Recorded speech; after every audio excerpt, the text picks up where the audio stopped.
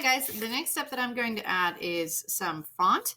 And if you're going to handwrite your letters, you want to make sure that you're using the space well. And I think it always looks better if you change the size of your font so it's not always the same consistency. So what I want to do is I want to kind of offset happy and holidays off to the side. And I'm going to use lowercase and cursive, and I'm going to make one side a little bit thicker, so it's kind of similar to a lot of the calligraphy that you see right now.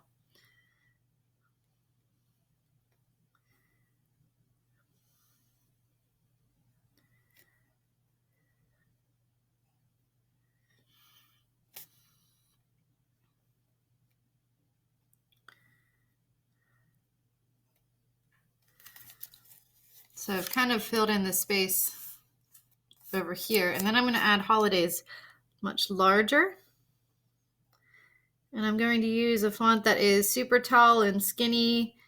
And even for the letters, I'm using like basic shapes. So I'm using rectangles for the holiday. I'm going to make a big oval and do a little concentric oval here so that way I can get like a highlight inside as well.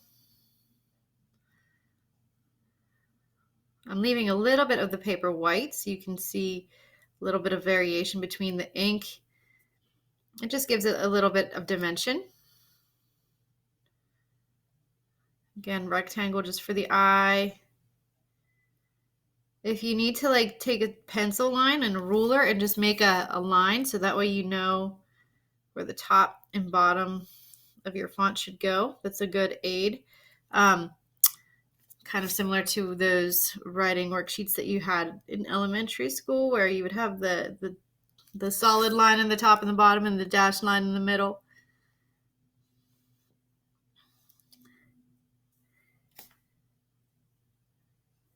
And you just want to make sure you're giving yourself enough space so that way you don't have to crunch all of those letters together at the very, very end. Although sometimes that happens, and if it does, no worries. We just figure out either how to make it work or we start a new one. Or you could draw everything out with pencil first and go over top with the ink and then just erase the pencil lines if any are showing through. So that way you have fonts that kind of fill the space but don't necessarily overtake it.